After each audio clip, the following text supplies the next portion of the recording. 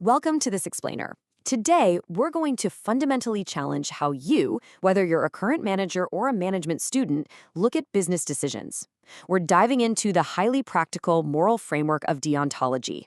Look, if you're leading a team right now, you absolutely know the intense pressure to deliver results. But what happens when getting the best outcome just isn't enough? Well, today we're going to give you a rigorous step-by-step framework to navigate those exact moments.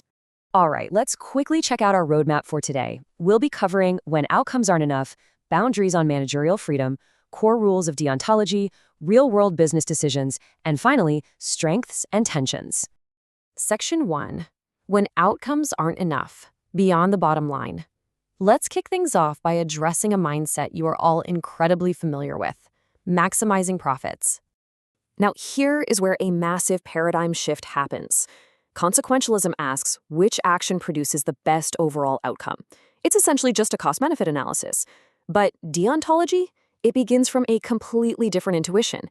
It asks if an action violates a fundamental duty or uses someone in an unjustifiable way, totally regardless of the outcome. Think about it.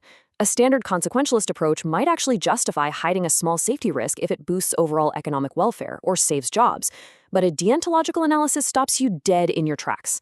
It forces you to ask if that action violates a fundamental duty to your customers. It's all about the means, not just the ends. The wild thing is, you're probably already using this framework without even realizing it. Everyday corporate protections, like privacy rules, codes of conduct, basic contracts, these all establish strict obligations. They recognize that people have intrinsic rights that shouldn't just vanish the second violating them becomes profitable. It essentially establishes a baseline of respect in the corporate world. Moving on to Section 2, boundaries on managerial freedom, limits on freedom. Let's see how this builds into the concept of structural boundaries on your strategic choices. Think of moral rules kind of like legal compliance. Deontology establishes hard boundaries around permissible actions. You literally cannot use bribery as a market entry strategy just because it offers a massive ROI. That action is entirely outside the boundary. But here's the really empowering part for you as leaders. Inside that boundary, you have total freedom to strategize, innovate, and drive profits. Now, the key difference to remember here is that while the law relies on official authority, moral duty requires ethical justification. Because let's face it, an action can be perfectly legal, like exploiting a regulatory loophole, but still be completely unethical. What's really cool is how this abstract philosophy translates into a super practical, sequential decision-making process for your managerial toolkit. First, you identify the moral boundaries. Then you completely cross off those impermissible alternatives from your strategic menu. Next, you fulfill your positive duties. And finally, you compare whatever options are left and exercise your commercial judgment.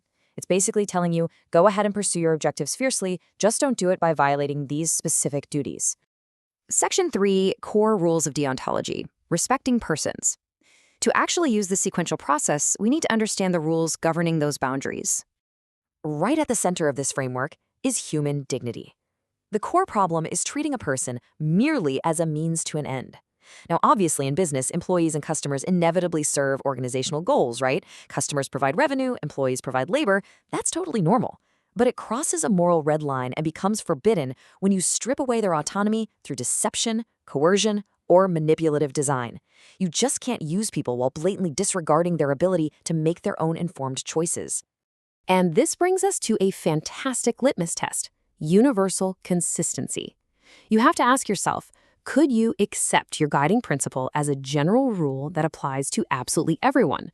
Let's say you're tempted to mislead a customer to save a huge, vital contract. You have to ask if you'd accept a world where all sellers are permitted to lie whenever it benefits them. If they did, trustworthy commerce would literally collapse. This test perfectly exposes the trap of moral self-exception, where you depend on everyone else playing by the rules, but you want a special exception just for your organization's advantage. Now, deontology isn't just some rigid, unthinking rulebook that stifles business. We actually have two categories of obligations. First up are strict duties. These are your absolute, non-negotiable red lines, actions ruled out entirely, like no bribery or forced labor. But then we have duties requiring judgment. These are positive obligations that actually require your active, contextual managerial interpretation. For example, a duty to promote a safe workplace doesn't tell you exactly which safety system to buy first, right? That is exactly where your practical judgment comes in. Section 4, Real-World Business Decisions, in the boardroom. Let's get out of the theory and apply these tools directly to the high-stakes decisions you'll be facing. First scenario, product safety. Picture this. Do you hide an uncertain defect to save a massive product launch? Your engineers discover a flaw. The probability of failure is totally uncertain. Honestly, it might never happen. But disclosing it will absolutely delay your launch, freak out your customers, and tank your quarterly revenue. So what do? Well, the deontological answer is a hard stop. The duty of honesty requires disclosure.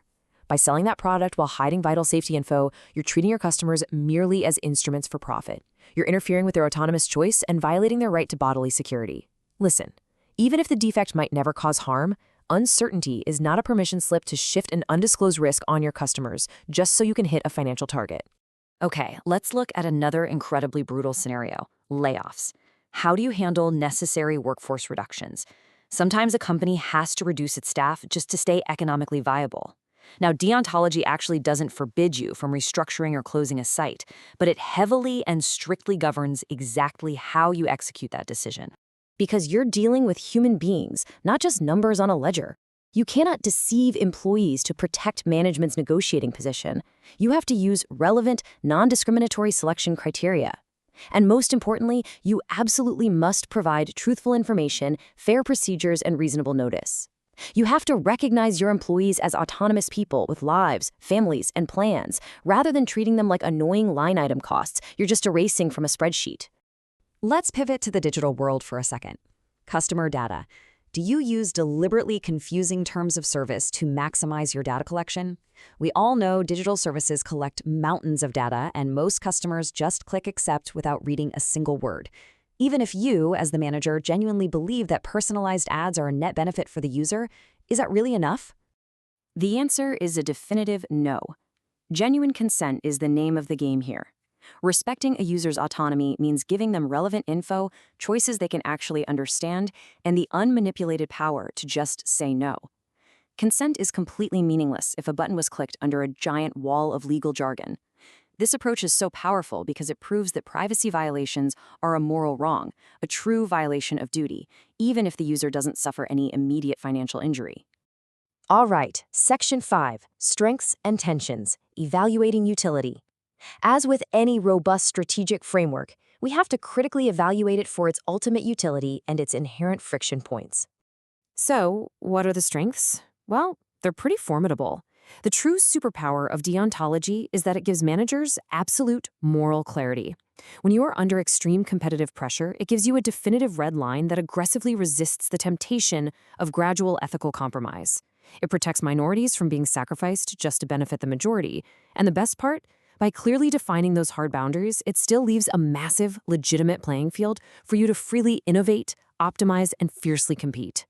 But hey, we have to be real about the tensions here. As a leader, you're inevitably going to face moments where duties collide head-on. Like, what happens when your duty of honesty to the public directly conflicts with your confidentiality and loyalty to your organization?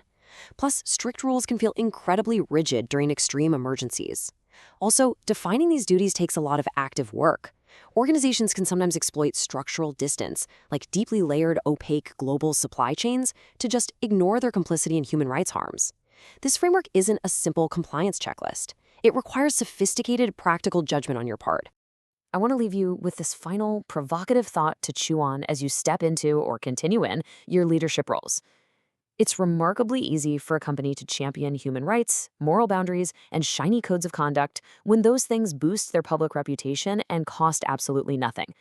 But do you have the integrity to hold those lines when they actually cost your business money? When the pressure is on and making the ethical choice means losing the contract, will you stick to the boundary? Thanks so much for joining me for this explainer.